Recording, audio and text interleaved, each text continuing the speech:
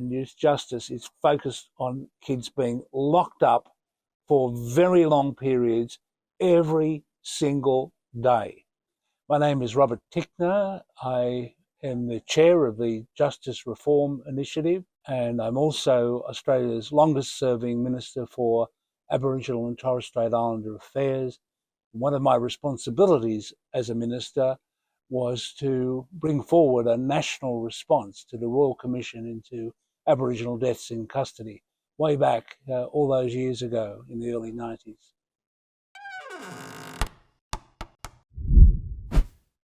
What would be your current assessment of the current state of youth justice across Australia?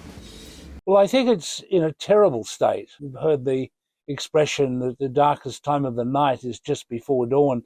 It is my hope that things will turn around, and there are certainly some indications, certainly in the state of New South Wales, that things can change, because what we've just seen established in New South Wales is unanimous agreement of the upper house, the Legislative Council, to establish a cross-party supported parliamentary committee into youth justice with very wide terms of reference that indicate that the Parliament has an appreciation of the underlying issues that I've just been talking about. So that's a really positive sign. But the truth of the matter is, in other parts of the country, things are very bleak. We've seen our politicians engage in these phony law and order auctions, following the American model, telling the people that if we build more and more youth detention centres, it's going to reduce youth crime and turn around the lives of those young people caught up in the system. That's patently untrue. The evidence is that there are staggeringly high levels of repeat offending, of recidivism. The evidence shows conclusively that youth detention is failing. It fails to deter crime, and it fails to give those kids real opportunities to be able to turn their lives around. That's why we need a total reinvention of youth justice in Australia, not just tinkering at the edges, but a fundamental reinvention of youth justice that gives us world's best practice in dealing with young, disadvantaged, marginalised kids who come into contact with the criminal justice system. Now, as you mentioned before, that a lot of these detention centres across Australia are utilising isolation and other practices that are very akin to solitary confinement. What stands out to you the most about the continued use of such practices? Well, before I condemn them, as I will, let me make the point that even where children are not kept in isolation for a punishment or for some other reason, most of the children in youth detention spend most of their time locked in their rooms, whatever you want to do to describe that, whether it's described as an incarceration, a lockup. It comes in many forms. Sometimes in some states and territories they're in police cells, but right around the country, youth detention and youth justice is focused on kids being locked up for very long periods every single day. Now, having said that, the very idea of having a policy of keeping any child with that level of life's challenges confronting them in isolation as some form of punishment is almost barbaric. It is almost barbaric.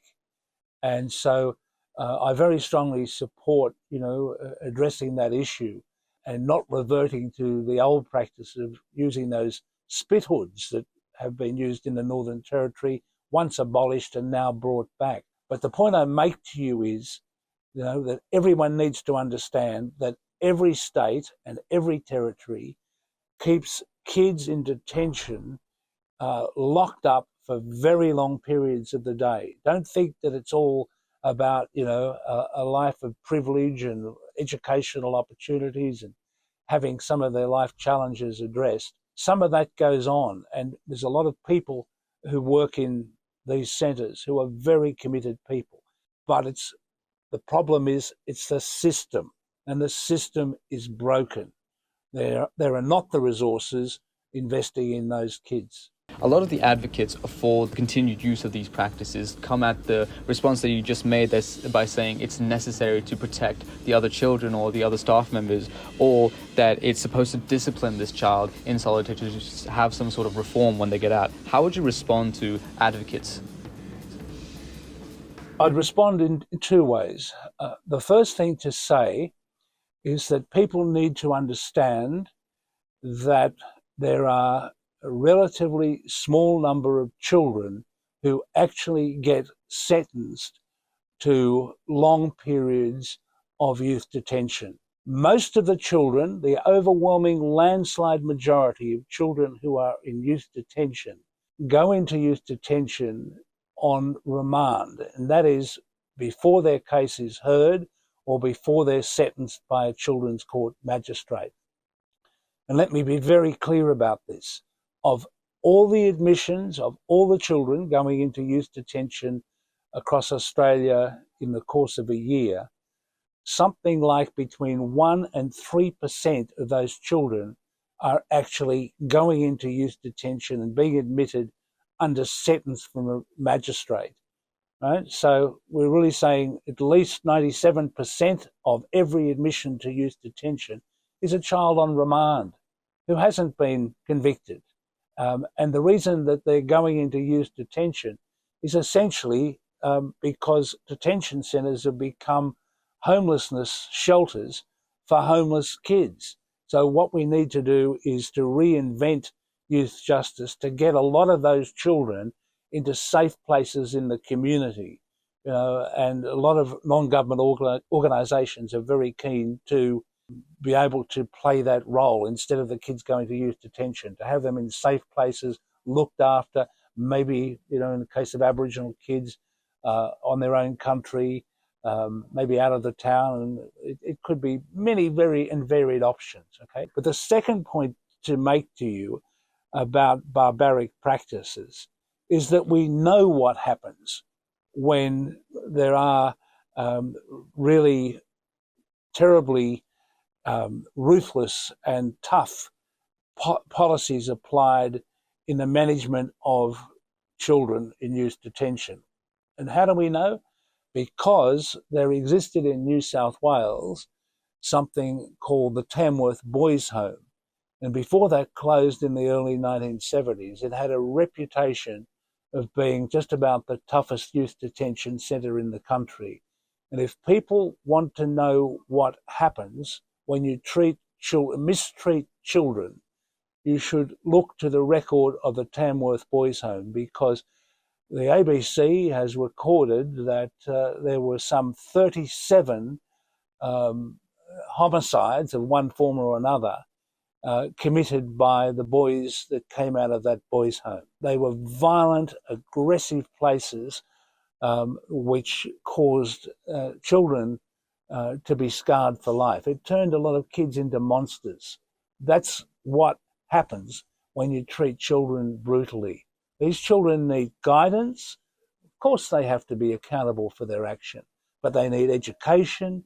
They need engagement with mentors and supports in their families and in the wider community. Wraparound supports for the most marginalised kids. They don't need brutality.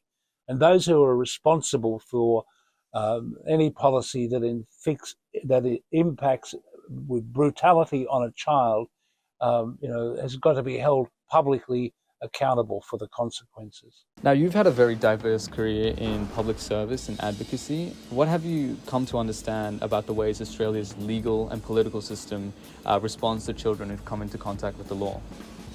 So I've seen it firsthand, I guess, the failure of the criminal justice system to really turn people's lives around who might have come into contact with the law.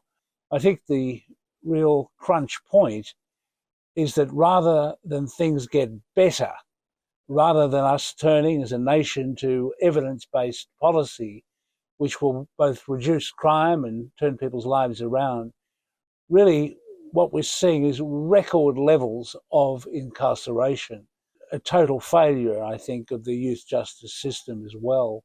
in addition to the adult prison system. So would you say that during your time as a minister and your work now with the JRI, your perspective on justice and rehabilitation has evolved? Look, I think that the lessons of the Deaths in Custody Royal Commission, back in 1991, are just as valid today as they were then. And my job was to get this national response to the Royal Commission from every state and territory government, Liberal, Labor, and of course the government that I was a part of. And I think that when you look back at what we achieved, it was an extraordinary high level of commitment by governments to the Royal Commission recommendations. But the problem was that those promises were not kept. The commitment to have incarceration as a last resort and instead to invest in diversionary programs and alternatives to incarceration that would address the underlying issues of people in contact with the criminal justice system were simply not implemented as governments had recommended. And I guess the Justice Reform Initiative that I guess chair now really is coming into existence because of the absolute failure of governments to give effect to those kinds of principles. And we're not an Aboriginal organisation, but we're allies to the cause of Aboriginal people trying to reduce those levels of incarceration. But we believe that the changes that we're advocating in the youth justice space need to be applied to all children who are going into youth detention. But the bottom line of your question is, rather than things get better, in lots of ways, they're worse because of the even higher percentage of Aboriginal children that go into youth detention. There's been recent development in youth justice across the nation, with some states increasing the age of criminal responsibility to 14 and others introducing life sentences for children. What do you think this lack of a union between all of these jurisdictions might mean for Australia in the future when it comes to dealing with youth justice? Well, it makes us look a very backward nation. Backward for a number of reasons. I think one of them is that other comparable countries are realising that the now failed approach to building more and more youth detention centres simply doesn't work. It doesn't offer a better deal for victims of crime, and it most definitely does not turn the lives around of the young children who are caught up in the system. But it also makes us a little bit backward, I think, because, it doesn't make sense to me that we have these wildly different approaches in different parts of Australia. And, when our attorneys general come together with the federal attorney general, we ought to be finding what is best practice and trying to have that as the national standard for Australia. I mean, we do that in so many other areas of public policy, but in relation to youth justice, we're still doing it pretty much as we've done it, 40 years ago. Each state has its own approach. There is no collaboration around developing best practice. We're still having those law and order auctions.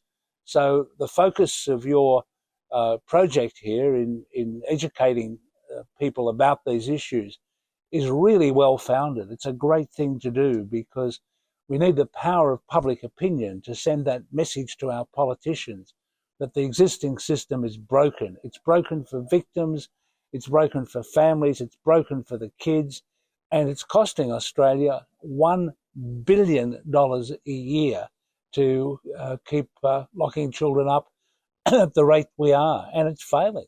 It's on the evidence. It's failing to give those kids any real life opportunities that they've been so far denied. We need the Prime Minister and our national government to work in a leadership role, but collaboratively with the states and territories. People may be surprised to know that youth justice ministers don't even regularly meet across this country. And of course, the national government has a really pivotal role to play. It's got the leading role of all the governments in the investment of programs and services for marginalised and disadvantaged children. I mean, our Prime Minister says, and says it with conviction, and I believe him, that he wants no one left behind, including, I'm sure, no children left behind. But at the moment, the children impacted by youth detention are really suffering enormously through the lack of Commonwealth engagement and investment, focused investment in these children to address issues like school retention, alcohol and drug, problems and issues that beset people, mental health.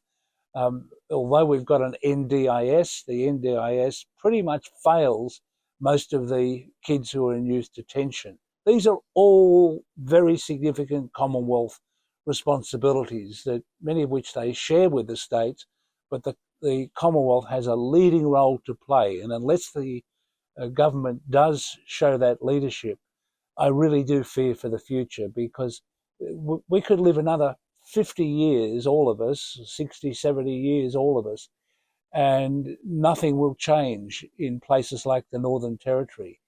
They simply don't have the resources to be able to invest in the programs that are going to make a difference. So you would agree that even though youth justice is legally a state and territory matter, that this distinction shouldn't really prohibit the federal government from participating in this conversation? Well, let me challenge your proposition, because although the running of police and prisons and youth detention centres is a state government responsibility, that's only part of the issue. The other part of the issue is the most fundamental thing emphasised in almost every commission of inquiry, a royal commission or informed report on this subject.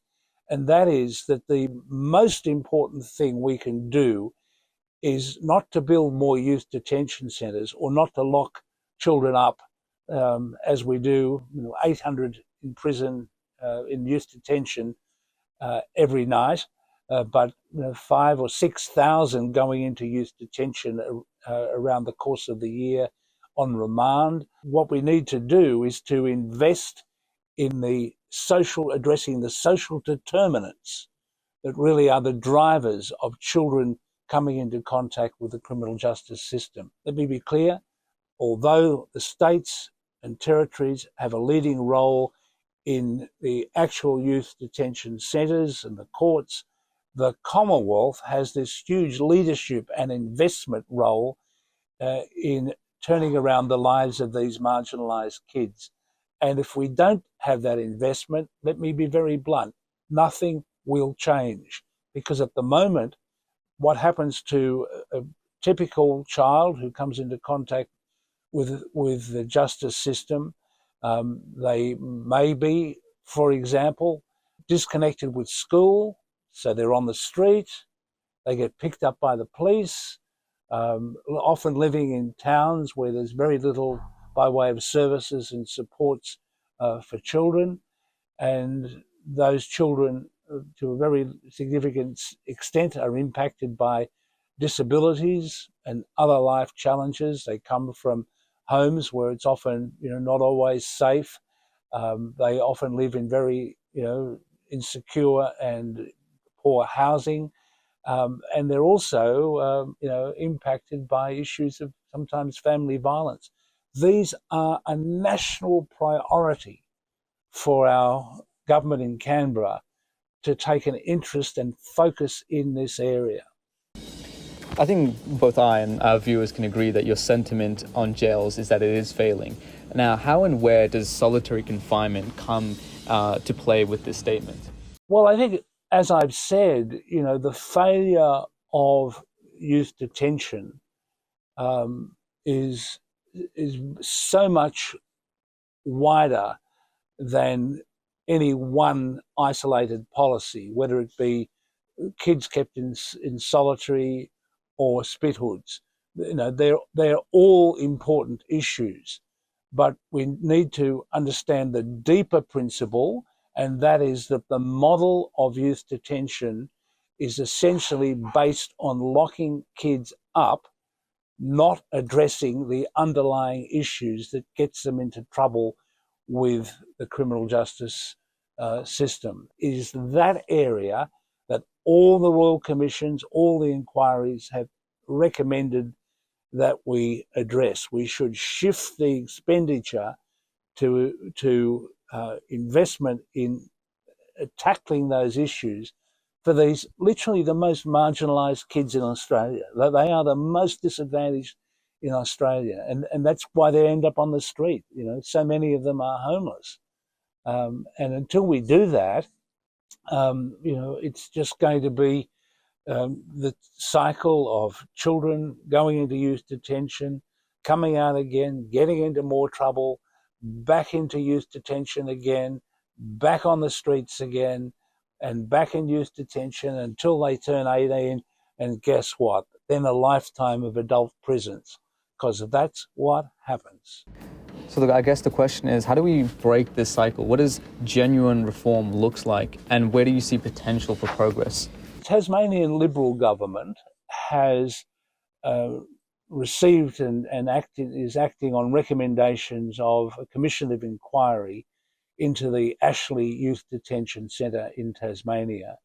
And as part of the commitment to act on that report, they are literally reinventing what youth detention would look like for a much smaller number of children. Because if you get the point I made before, most of them going in there are on remand. A lot of those children will never be sentenced because what they've done wrong has been annoying. It's been contrary to the law, and they have to be held accountable. But when they go before a magistrate, what they've done is not sufficiently serious to warrant them being sentenced. So ultimately, it'll be they need to be accountable, of course, as I've said. But the model of youth detention in Tasmania that they're looking at is a very different one, along the lines that I've been talking about, with wraparound services and support for those kids. Not because we're being soft on crime, because they're wanting to be smart on crime, because they know if the best thing you could possibly do for a young person, 16 or 17, who's disconnected from family and community and on the streets, the best thing you can do is get that child back connected to education and family and community, and also a pathway to a job. The evidence is clear, the power of employment and people living fulfilled and engaged and a life out of poverty is one of the things that guarantees to work in reducing crime. And think of the alternative. I've explained how youth detention leads to repeated, occurrences of finishing the time in youth detention on the street, no supports, back into youth detention, and then turn 17 and go on to adult prison. And what happens then? I'll tell you what happens then. A lifetime of unemployment for most of those people, a lifetime of being dependent on social security, and very often marginalised because of the level of disability or disadvantage that they suffer, or because of some addiction. These are fixable problems, but we need, one, a society that cares, a community that understands these issues, and two, we need governments to respond to that community pressure. That's why the Justice Reform Initiative is trying to bring together people of goodwill, people from the Liberal Party, the National Party, the Greens, the Labor Party, people from all different walks of life and backgrounds. This is not an issue for one side of politics or the other.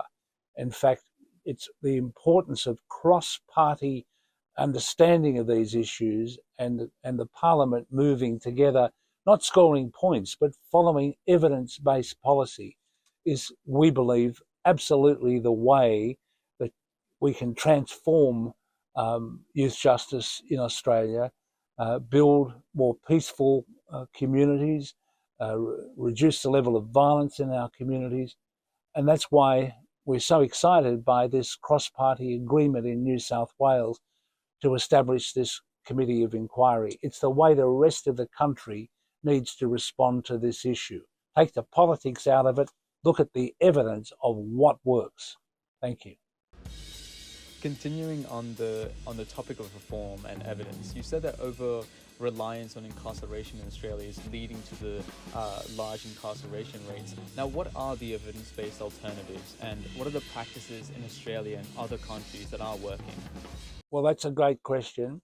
And let me say, first of all, if people want to look at our work in the Justice Reform Initiative, you'll see on our website for every state and territory in Australia a separate report on alternatives to incarceration, because those alternatives are out there.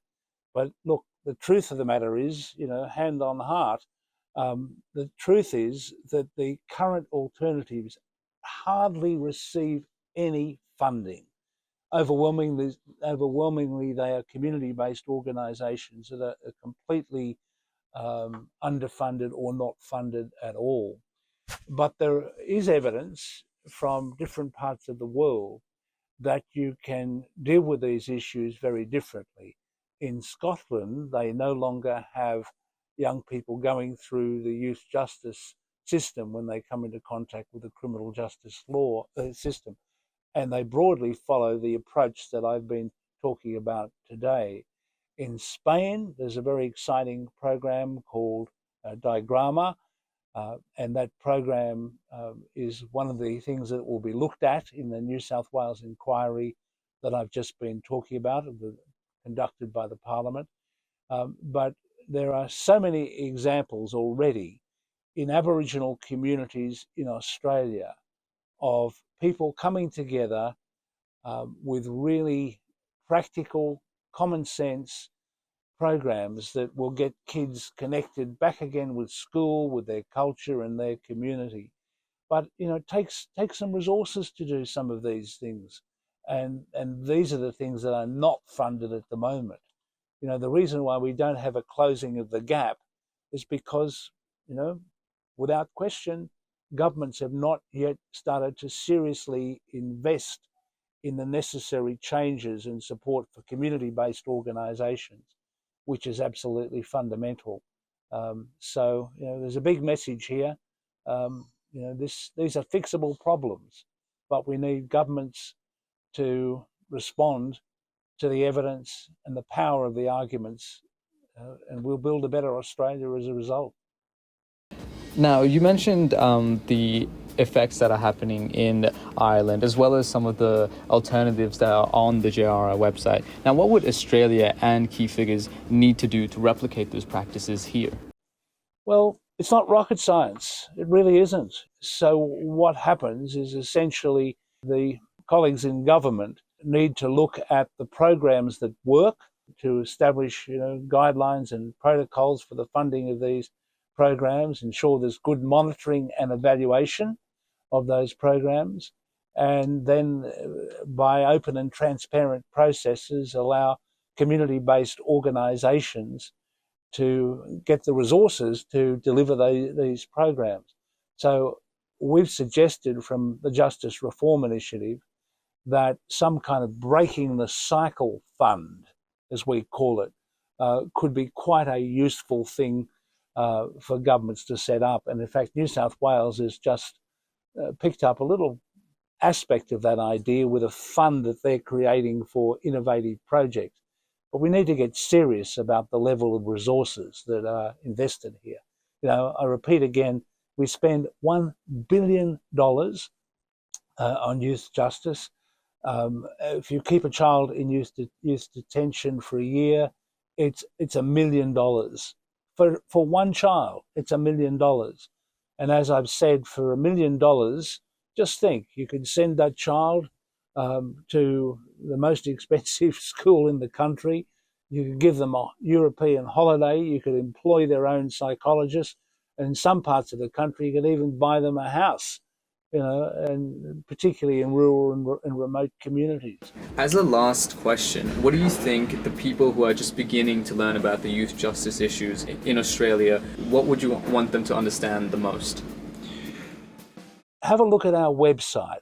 It's the Justice Reform Initiative, or just Google the words "jailing is failing," and you will see there that we have already this enormous base of support, from the Law Council of Australia, the highest body of lawyers, from the Australian Medical Association, the Federation of Ethnic Community Councils, the number of national faith groups, and on top of that, of course, we've got over 250 community-based organisations backing us, 120 patrons led by former Governor-Generals Sir William Dean and Dame Quentin Bryce. So the message is, get behind this campaign, send a letter to your MP asking them to back the work of the Justice Reform Initiative and invest in addressing the social determinants, the underlying issues of these marginalised children. That's what I would say. Thank you for your work in producing this little documentary, because it's going to send a really important message to lots of people. Thank you.